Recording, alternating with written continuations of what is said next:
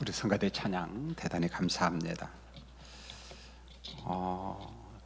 지난주까지 데살로니가 전서 3번 설교를 하고 이제 오늘 데살로니가 후서 설교를 합니다. 이게 4번 설교는 일종의 결론과 같은 겁니다.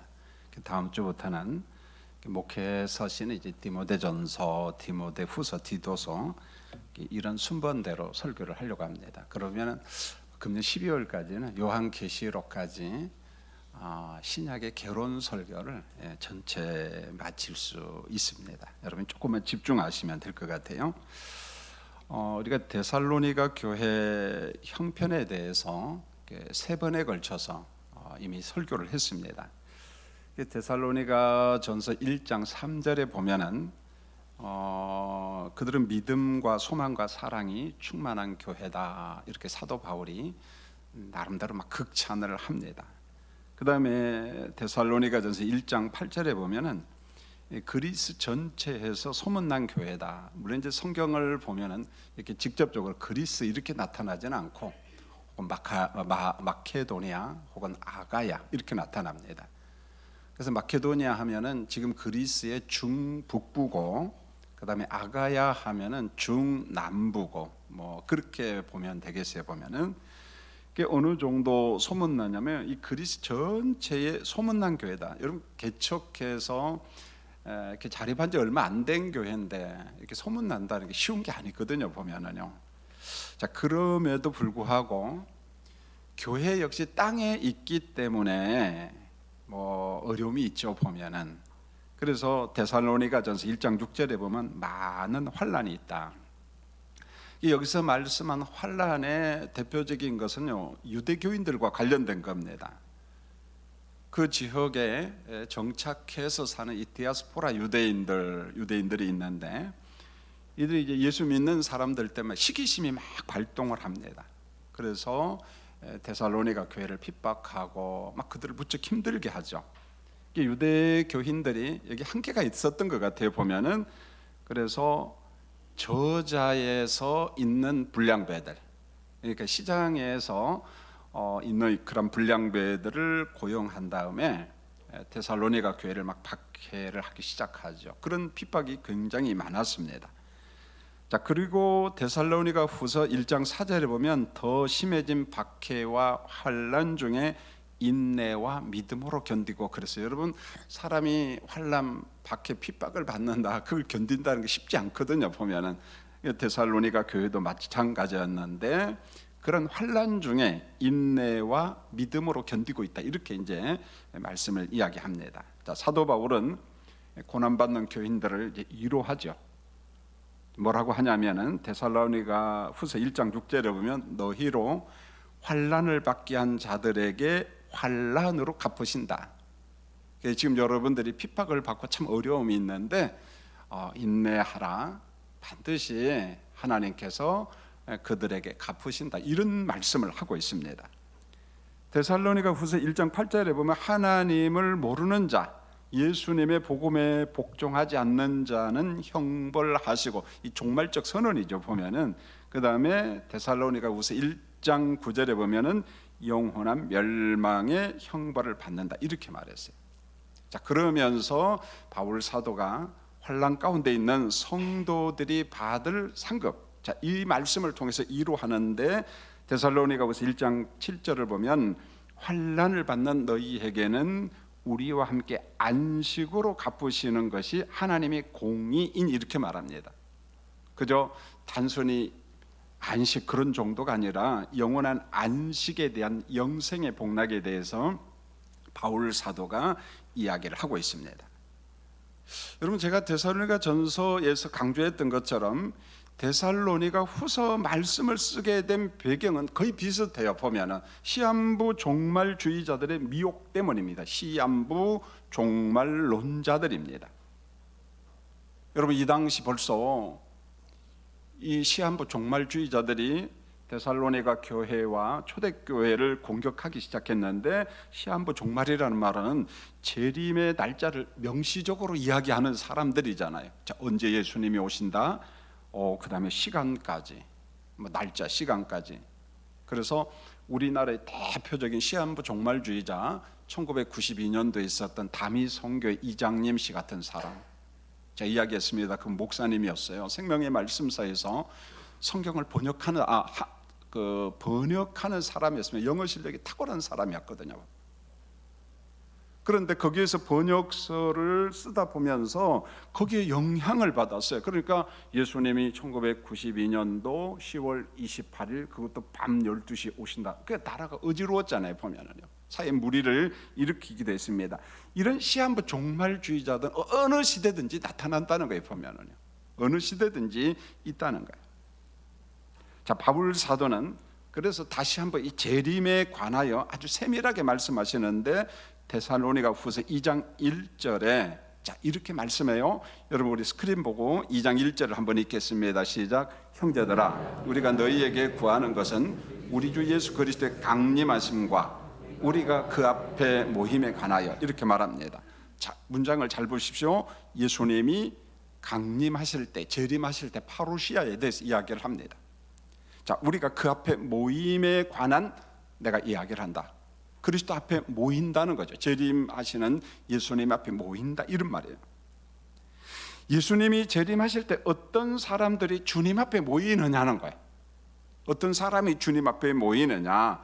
자, 여기에서 우리가 한번 볼 것은 창세 이래로 땅에 살다가 죽은 성도들과 재림 때까지 주님 앞에 살고 있는 사람들이 있어요. 보면은요. 그렇지 않겠어요? 주님이 오실 때까지 땅에 살고 있는 사람들이 있습니다. 자, 이 사람들 모두 다 차별 없이 모인다 그런 말이에요. 차별 없이. 여러분 마태복음 24장 51절에 보면은 예수님께서 이렇게 설교를 합니다. 우리 예수님께서 부리는 영들인 천사를 동원하여 택한 자들을 하늘 이 끝에서 저 끝까지 사방에서 전부 다 모은다. 인침받은 성도들이 모두 한 자리에 모인다 그런 말입니다. 차별이 없다는 거예요. 그가 어느 시대 살았느냐, 어느 때 죽고 영원히 안식을 누리나 주님이 재림할 때까지 이 땅에 살고 있느냐 그 상관없다는 거예요. 보면은요.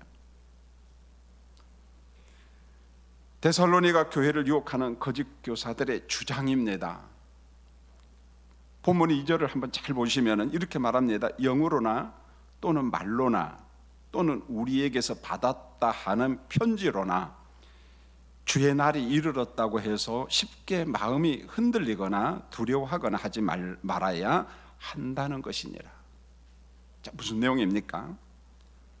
어떤 사람들이 영어로나 말로나 바울에게서 받았다는 편지, 어떤 문서를 가지고 자꾸만 사람들에게 이야기를 합니다. 주의 날이 이르렀다. 여러분 여기서 영어로라고 하는 말은 하나님이 주신 직접적인 말씀, 우리가 직접 말씀을 받았다라고 하는 거짓 교사들이에요. 여러분 헬라 철학의 영향을 받은 영지주의 영향을 받은 사람은 얼마든지 이런 일을 할 수 있거든요. 보면 우리는 신령한 사람이다. 그래서 영적으로 직접 소통하고 있는데 주님의 재림에 대해서 우리가 계시를 받았다. 여러분 이런 데서 시한부 종말주의자들이 나오는 거잖아요. 그 다음에 말로나 여러분 누군가 거짓된 소문을 자꾸만 퍼뜨립니다. 아니 예수님이 이미 재림했어, 벌써 재림했어 이렇게 막 소문을 퍼뜨리는 거예요. 세 번째로는 편지로나 이렇게 말합니다. 어느 날 주님이 재림하신다는 사도 바울의 편지를 내가 받았다. 난 그 편지를 갖고 있다. 아마 거짓 문서를 일부가 가지고 다녔던 것 같아요. 보면은. 그래서 사도 바울을 빙자한 가짜 편지가 아마 돌아다닌 것처럼 보여요. 보면 이 말씀을 보면. 그래서 본문 2절로 3절에서 바울이 권면을 하는데 주의 날이 이르렀다고 주장하는 말에 쉽게 마음이 흔들리지 말아라. 마음이 흔들리면 안 된다. 그리고 두려움을 가지면 안 된다. 누가 어떤 말을 해도 미혹을 받으면 안 된다. 이렇게 말합니다. 흔들리면 안 된다는 거예요. 여러분 이와 같은 말씀은 예수님께서 마태복음 24장에서도 이야기하는데 마태복음 24장 4절에 보면 제가 인쇄물에는 적지 않았지만 여러분 스크린 보고 같이 한번 읽겠습니다. 시작. 예수께서 대답하여 이르시되 너희가 사람의 미혹을 받지 않도록 주의하라. 주님이 그렇게 말합니다. 너희가 사람의 미혹을 받지 않도록 주의하라. 여러분, 계속해서 강조하는 게 이런 거잖아요. 보면은요, 사람들의 미혹을 받지 않도록, 다미 선교회 같은 사람의 미혹을 받지 않도록, 시한부 종말주의자들의 어떤 긴장감을 주는 그런 미혹에 받지 않도록 조심하라, 조심하라, 이렇게 말합니다. 여러분, 본문 5절도 같은 말이에요. 내가 바울 사도가 여러분들과 함께 할 때 가르친 종말의 말씀, 이 재림에 관한 말씀을 여러분 좀 기억했으면 좋겠다. 절대 속으면 안 된다. 가짜 편지들 때문에 속지 말라. 가짜 문서가 돌아다닌다고 이야기했는데 그 문서 때문에 제발 속으면 안 된다, 그런 말이에요. 여러분, 이게 무슨 말일까요? 정상적으로 목회하고 정상적으로 성경을 해석하고 전통적 교리에 입각해서 바른 해석과 바른 적용을 하는 목회자, 그런 교회가 있다면 그 말을 신뢰하라, 그런 말이에요. 이 말 저 말 좀 듣지 말고 흔들리지 말고, 그런 말입니다. 제가 언젠가 그 박옥수 씨 글을 한번 봤습니다. 침례교에서 나온 이단인데, 우리가 정상적으로 신앙만 한다고 해서 성경을 바르게 해석하고 그런 것 아니냐, 그러면서 자기 변증을 하는 거예요. 여러분, 그가 우리가 이단으로 정자인데 어디서 신학했는지 잘 몰라요. 자기는 목사라고 이야기하는데 그런 값도 합니다, 보면. 그러면서 기존 질서를 무너뜨리잖아요. 여러분, 이런 거예요. 우리가 왜 학교 선생님이 됩니까? 왜 교대를 갑니까? 기본적인 것을 배워야지 우리가 신뢰하잖아요. 우리가 병원에 왜 갑니까? 신뢰하고, 그분 의대를 나오고 의학을 공부했기 때문에 신뢰하는 게 기본적으로. 모르겠어요. 의학을 공부하지 않고도 손기술이 탁월해서 수술도 잘하고 그런 사람이 있을 수 있겠죠. 그러나 그건 보편이 아니잖아요, 보편이. 오늘 바울 사도가 이야기하는 것은 바로 그겁니다. 가짜 문서들, 하나님으로부터 계시를 받았다고 하는 사람들, 제발 그런 사람들의 말에 좀 흔들리지 말아라. 좀 두려워하지도 말고 좀 무서워하지도 말고, 오늘 바울이 내가 여러분에게 말씀을 가르칠 때 이야기한 것에 좀 집중하고 제발 좀 흔들리지 마라, 그 말입니다. 이어서 바울 사도는 재림 전에 있을 징조를 말씀합니다. 자꾸만 사람들이 흔들리니까, 교회가 흔들리니까 잡아줘야죠, 보면은. 그러면서 데살로니가 후서 2장 3절로 4절에서 그 징조의 증상들을 이야기를 하는데, 여러분 성경을 읽는 게 좋을 것 같아요. 자, 한번 3절로 4절 읽겠습니다. 시작. 누가 어떻게 하여도 너희가 미혹되지 말라. 먼저 배교하는 일이 있고 저 불법의 사람 곧 멸망의 아들들이 나타나기 전에는 그날이 이르지 아니하리니 그는 대적하는 자라 신이라고 불리는 모든 것과 숭배함을 받는 것에 대항하여 그 위에 자기를 높이고 하나님의 성전에 앉아 자기를 하나님이라고 내세우느니라, 이렇게 말합니다. 자, 뭐라고 이야기합니까? 여러분, 마치 마태복음 24장에 있는 말씀 그대로 같죠, 보면은요. 먼저 배교하는 일이 있고 저 불법의 사람, 곧 똑같은 말이죠. 멸망의 아들들이 나타나기 전에는 예수님의 재림이 없다는 거예요, 보면은. 여러분, 배교자라는 말이 뭐겠어요? 말 그대로입니다. 말씀을 거부하는 자고 성경적인 믿음과 신앙을 버린 자입니다, 보면. 여러분, 불법의 사람, 멸망의 아들들은 예수 그리스도의 성육신을 부정하는 적 그리스도입니다. 그리스도를 대적한다는 말이잖아요. 예수 그리스도의 성육신을 인정하지 않아요. 그리고 교회를 공격한 어떤 힘, 좀 추상적인 말처럼 보이지만 어떤 조직체 같은, 그래서 다니엘서 같은 데는 그걸 제국이라고 하는 이야기를 하잖아요. 그리고 말씀을 멋대로 해석하고 자기 멋대로 적용하는 거짓 교사들입니다. 여러분, 계시록에서도 계속 강조하는 게 뭡니까? 거짓 교사, 거짓 교사들, 거짓 선지자들의 미혹이 굉장히 많을 것이다, 그 이야기를 합니다. 그래서 4절을 보면 이 불법과 멸망의 사람들은 자기를 높이는 자, 이렇게 말합니다. 마치 자기가 신처럼. 우리는 보통 교주라고 이야기하는데 그 자리에 서서 그 자리에 앉아서, 성전에 앉아서 자기를 하나님이라고 하는 가짜들이 등장할 것이다. 이게 배교의 증상, 종말의 증상이라는 거예요. 여러분, 본문 3절 4절을 좀 더 세밀하게 진술한 곳이 어디냐면 제가 보건대는 계시록 13장이에요.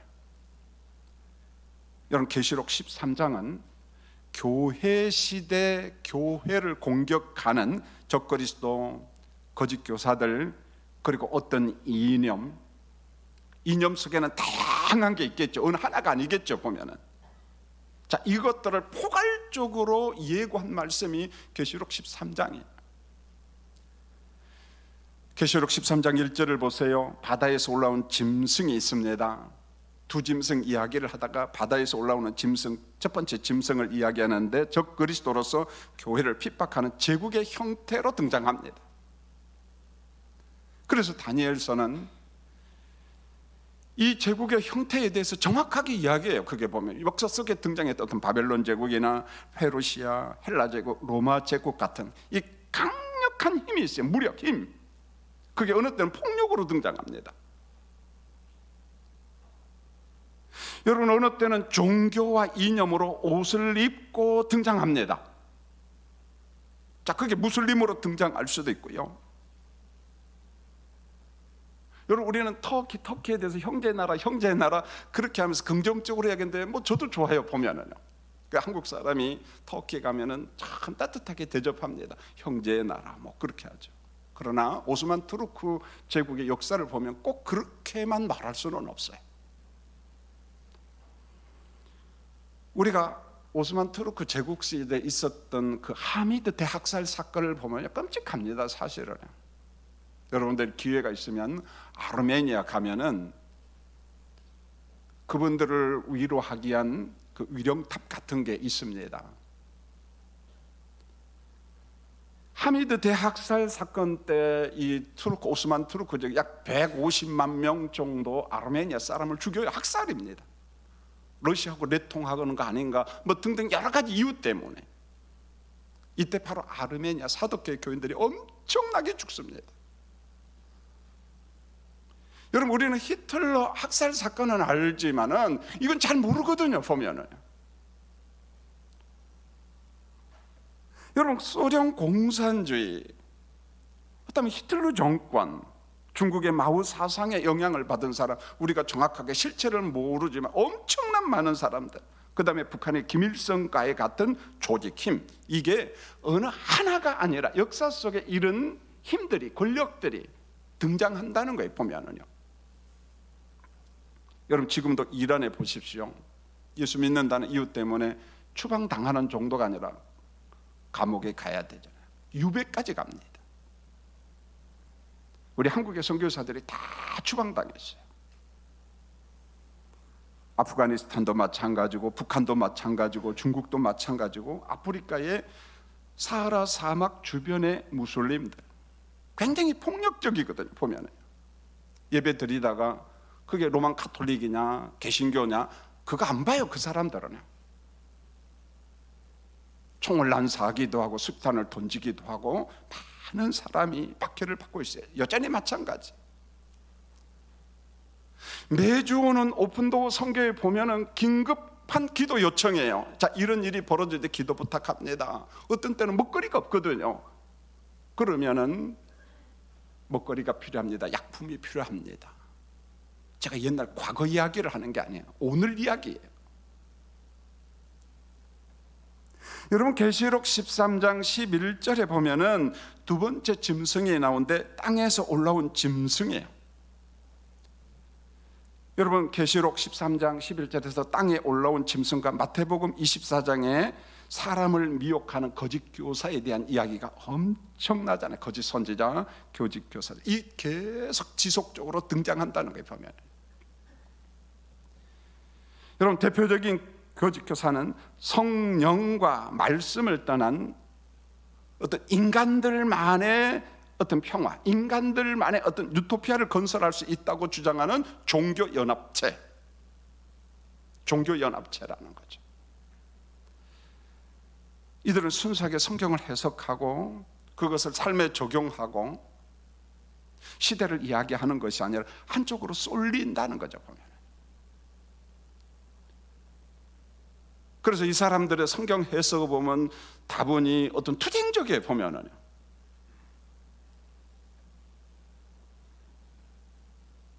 종교 다원주의를 수용을 하고 그 다음에 어떤 동양의 신비주의를 채택함으로 성경의 권위를 자꾸만 부정합니다. 마음이 너그러운 척하면서 성경을 부정한다는 거죠. 하나님의 존재를 부정한다는 거죠. 그런 연합체들이 자꾸만 등장할 것이라는 거예요. 여러분, 이뿐만 아니라 각 나라마다 어떤 토착 이단들이 있어요. 토착 이단. 각 나라마다 있습니다. 그게 어떤 형태로든지 어떤 이단과 사이비들이 교회를 공격하고 어떤 사회적인 무리를 일으키고. 여러분, 우리나라의 토착 종파를 한번 보세요. 여러분, 우리나라에 일어난 토착 종파는 우리나라만의 문제지 범세계적이다 그러진 않거든요. 각 나라마다 다 있어요. 여러분, 통일교 문선명 같은 사람, 전도관의 박태선 씨 같은 사람, 신천지의 이만희 같은 사람, 하나님의 교회의 안상홍 씨와 같은 사람, 장길자. 이건 재미있어요. 안상홍은 하나님 아버지고 장길자는 하나님 어머니고, 여러분, 영생교회 조희성 씨 같은 사람. 여러분, 대한민국의 역사 가운데 이런 토착 이단과 사이비들이 수없이 나타났다는 거예요. 가정을 파괴하고 직장을 파괴하고 무리를 일으키고. 그런데 이러한 이단들은 우리나라만의 문제가 아니라 각 나라마다, 각 지역마다 전부 다 있다는 거예요, 보면은.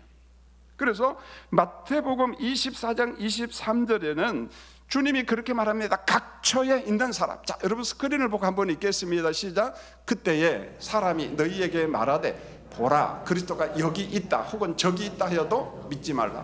보라, 그리스도가 어떻게 해요? 여기도 있고 어디 있어요? 혹 저기 있다 하더라도 믿지 말라는 거예요. 여러분, 바울 사도가 이야기한 거하고 똑같거든요, 보면은요.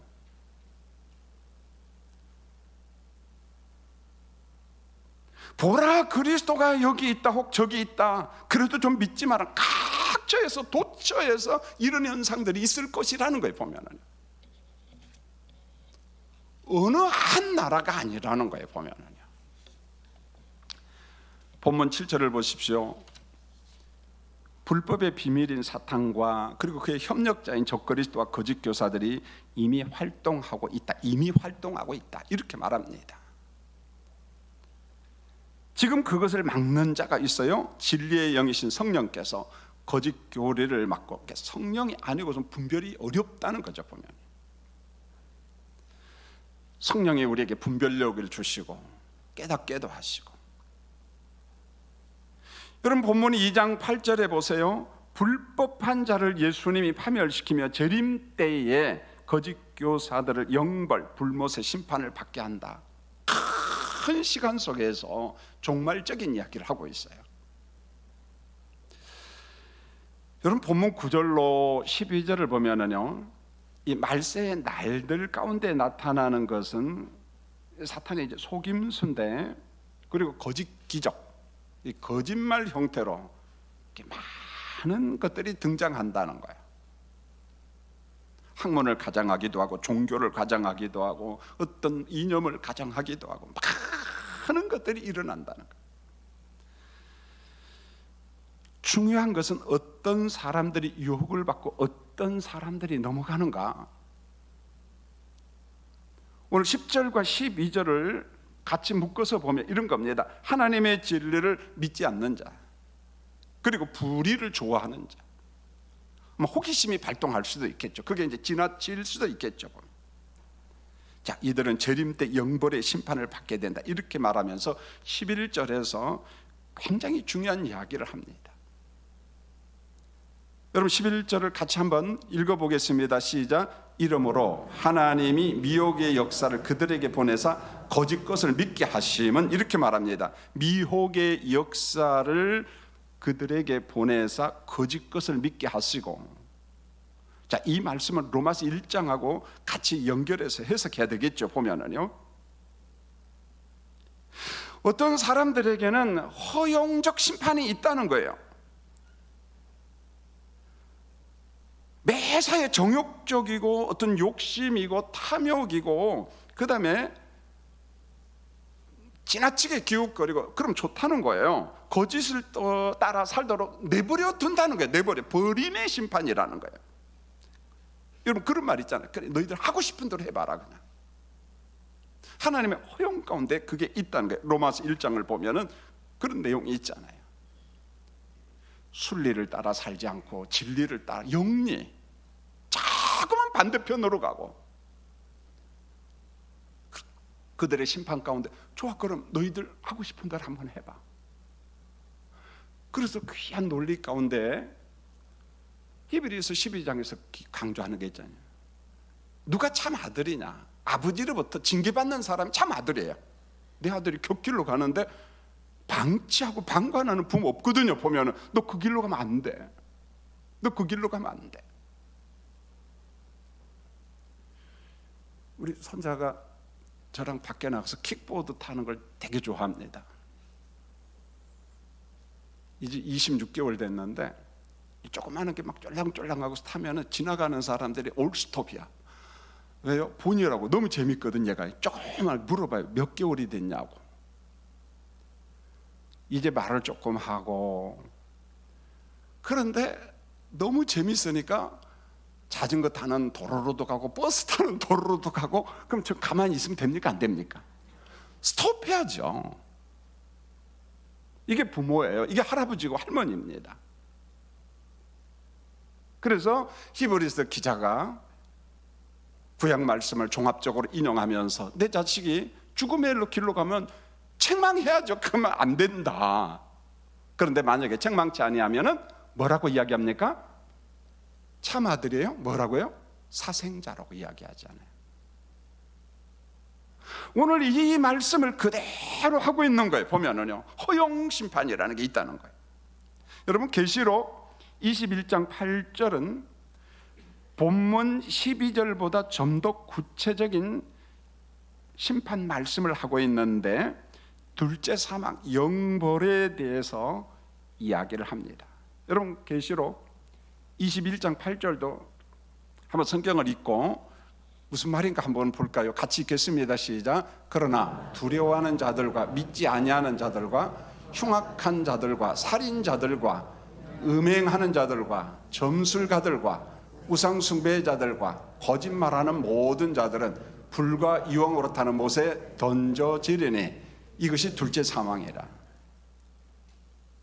첫째 사망, 둘째 사망에 대해서 이야기했습니다. 마지막 종말 심판, 둘째 사망. 그런데 여기에 보면은 마지막 심판에 대해서 이야기하면서 열거를 합니다. 이런 목록이 쭉 나요. 두려워하는 자. 자, 그리스도를 믿는 것을 두려워하고 어떤 자신의 안락만 생각하고 죽도록 충성하지 않는 자. 여러분, 초대교회 7교회를 한번 잘 보십시오. 여기서 강조하는 게 뭐냐면은 환난과 핍박이 있거든요. 뭐라고 강조하면 죽도록 충성하라 이거거든요. 우리가 신앙을 지킬 때에 죄송합니다만은 순교도 그 속에 포함되어 있다는 거예요. 보면은요, 우리가 기독교 유적지를 갈 때에 성지순례도 가지만은 그 외에도 영국이나 프랑스나 이런 데 보면은 예수 하나 믿기 위해서 죽은 자들이 얼마나 많은지 몰라요. 프랑스 이고노파 같은 사람들이요. 예수를 믿을 때에 오는 환난을 난 두려워하지 않는다는 거예요. 성령 안에서. 그러나 일부는 두려워한다는 거죠. 보면은. 그리고 그리스도를 믿지 않는 자, 흉악한 자들과 살인자, 성도들을 죽인 자, 폭력적인 일이 막 벌어진다는 거예요. 보면은요,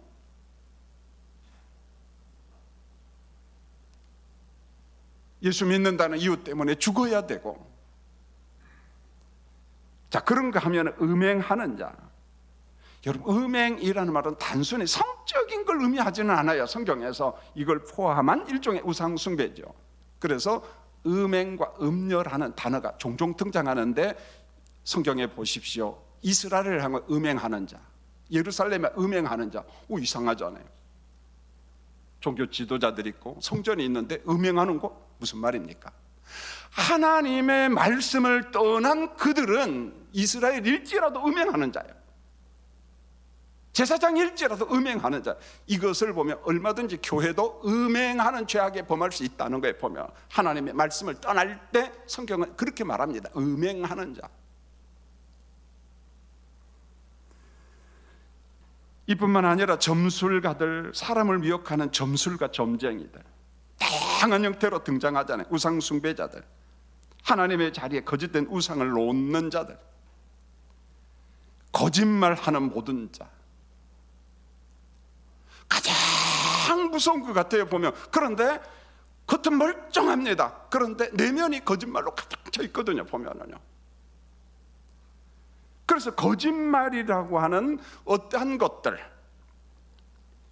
이것을 바로 진리처럼 믿도록 하는 속인 자, 그러면서 성경 말씀을 파괴하는 무리가 있다는 겁니다.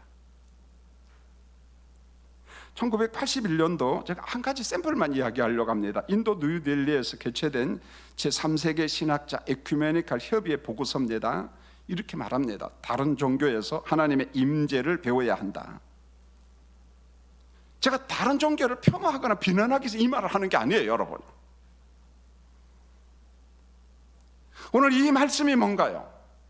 하나님의 이름으로 하나님의 나라를 이야기하면서 성경적 하나님의 나라, 십자가 부활에 근거한 하나님의 나라, 성령에 의한 하나님의 나라가 아니라 그 하나님 없어요 보면은요. 어떤 인위적인 하나님의 나라. 그러면서 다른 종교에서 하나님의 임재를 보아야 한다. 어떤 보편 종교론을 제가 부정하는 게 아니라는 겁니다. 마치 너그러운 척하면서, 관대한 척하면서 성경에서 계시된 하나님의 존재를 부정한다는 거예요. 여러분, 우리도 얼마든지 그럴 수 있다는 거예요. 종교다운 사회에서 함부로 남의 종교를 비판하면 안 돼요. 그러나 우리가 성경의 진리까지 훼손할 필요는 없다는 거예요 보면. 급진적인 신학자들은 성경을 혁명의 교과서로 악용하는 내용들이 얼마나 많습니까? 성경은 혁명에서 일어나는 정치적 사건의 상징으로 해석해야 된다. 과테말라의 평신도 신학자인 에스키엘이 이런 말을 합니다. 예수는 가난하고 억압받는 민중의 상징이다. 제가 가난한 사람을 배제하자 그런 말이에요. 성경을 보십시오. 고아, 과부, 나그네, 이 사람들을 돌보고 그 사람들의 몫을 남겨두고 입술로만 하는 건 다 거짓말이야. 야고보서 기자가 이야기하잖아요. 그렇지만은 한쪽으로 끌고 가는 것은 위험하다는 거죠 보면은요. 자, 여러분 한번 공통적으로 우리가 세상을 한번 봤으면 좋겠어요. 우리가 깊은 지식은 없을지라도 자, 우리가 살아온 날수를 보면서 저 먼 미래 지나간 과거는 보지 말고, 자, 1차 세계대전이 있었고 2차 세계대전이 있었습니다. 얼마나 많은 사람을 죽이고 죽였습니까? 그게 전쟁이잖아요 보면은요. 과연 인간을 낙관적으로 볼 수 있느냐는 거예요 보면은요. 여러분, 폴란드 52행침 한번 생각해 보십시오. 얼마나 많은 사람들이 그 허허벌판에서 가스실에서 죽어갑니까?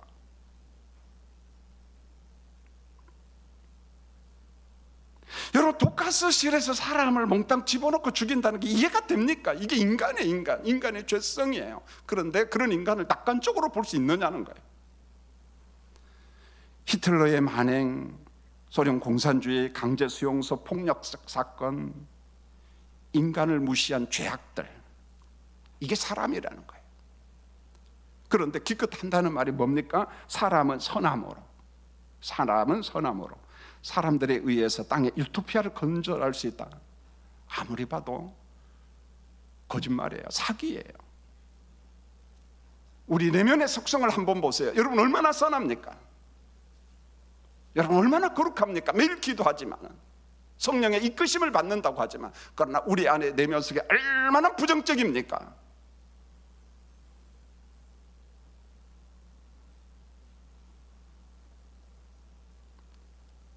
남 잘 되는 거 시기하고 질투하기도 하고요. 쉽지가 않아요. 가끔 가다가 강단에서 이야기합니다. 교회가요, 개척교회 정도 수준일 때는 동기 목사들이요 위로합니다. 야, 수고한다 김 목사. 중형교회 때까지도요, 야, 너 열심히 한다 그래요. 근데 교세가 3,000명, 10,000명 되면은요, 누가 질투하는 줄 아세요? 신학대학원 동기들이 질투합니다. 김 목사 그 설교가 이상해. 그러면서 신학조사 처리해야 돼. 이게 사람이라는 거예요. 이게 우리라는 거예요.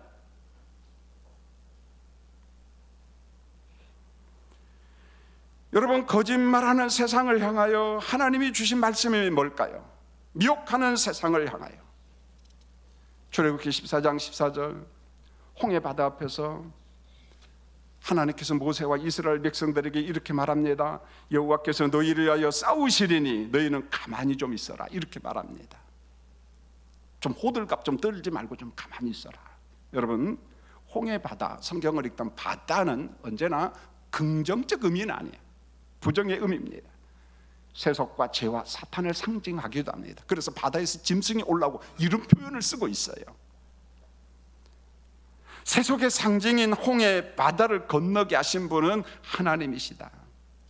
결론은 이거예요. 성경적인 하나님의 나라는 예수 그리스도의 십자가와 부활과 성령에 의한 나라지 타락한 인간들이 만드는 나라가 아니라는 거예요. 보면은요, 인간적인 노력, 보편적 노력 이거 하지 말자는 말이 아니라는 거예요. 우리에게 주신 은사와 재능대로 섬겨야죠. 여러분, 이번 주 목요일 날도 성북구청에서 우리 교회 보여요 감사장 받으러 오래요. 왜 그렇게 했어요? 우리는 어김없이 절기가 되면은 우리 나름대로 최선을 동네에 선을 폈습니다. 쌀을 나눴습니다. 학교에 장학금을 갖다 줘. 예수 믿느냐 안 믿느냐 우리는 따져본 적도 없어요. 학교에서 추천하면 추천한 대로 갖다 줬고요. 우리가 해야 될 영역이에요.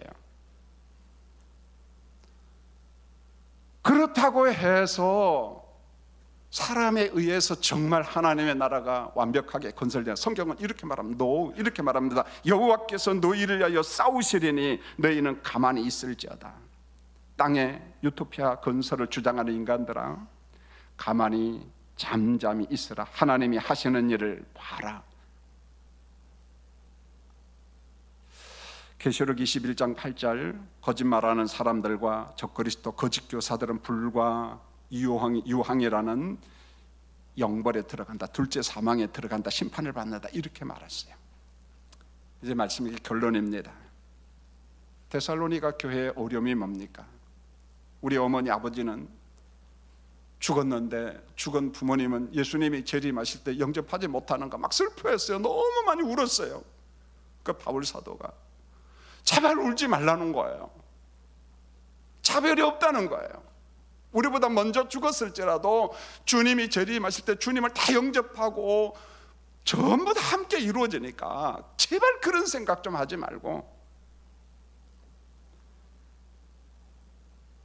창세 이래로 인침받은 백성들은 모두 다 한자리에 모여 주님을 영접하고 영화의 나라에서 주님과 더불어 영생의 복을 누린다, 이 말입니다. 지난주에 읽었던 말씀 같이 한번 읽고 결론을 맺겠습니다. 데살로니가전서 4장 18절 같이 한번 읽겠습니다. 시작. 그러므로 이러한 말로 서로 위로하라. 언제 죽었든지 상관없다는 거예요. 땅에 살았든지 상관없다는 거예요. 전부 다 주님 앞에 모인다는 거예요. 사랑하는 성도님, 예수 믿나요? 그리스도의 부활을 믿으십니까? 예수 안에 영생의 삶을 믿습니까? 그렇다면은 이 땅에서 너무 긴장감을 가지지 말고 주님 언제 오셔도 좋아요. 내게 주어진 사명과 은사에 충성하는 우리 교인들이 되시기를 예수님의 이름으로 축원합니다.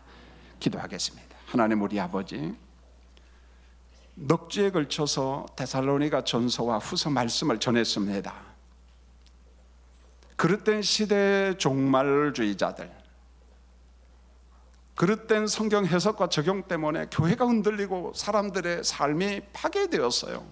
직장이 무너지고 가정이 무너지고. 바울 사도는 제발 그런 말에 속지 말고 말씀에 붙잡혀 정상적인 생활을 할 것을 말씀했어요. 그런데 이것은 과거의 문제가 아니라 오늘 이 시대도 여전히 있어요. 오히려 거짓말은 더 많습니다. 오늘 이 시대의 교회도 자칫 잘못하면 음행하는 교회가 될 수 있고 세상이 될 수가 있어요. 십자가의 주님, 보혜사 성령을 붙잡고 말씀이 명령하는 대로 순종하는 우리와 우리 교회가 되도록 은총을 베풀어 주시옵소서. 예수님의 이름으로 기도합니다. 아멘.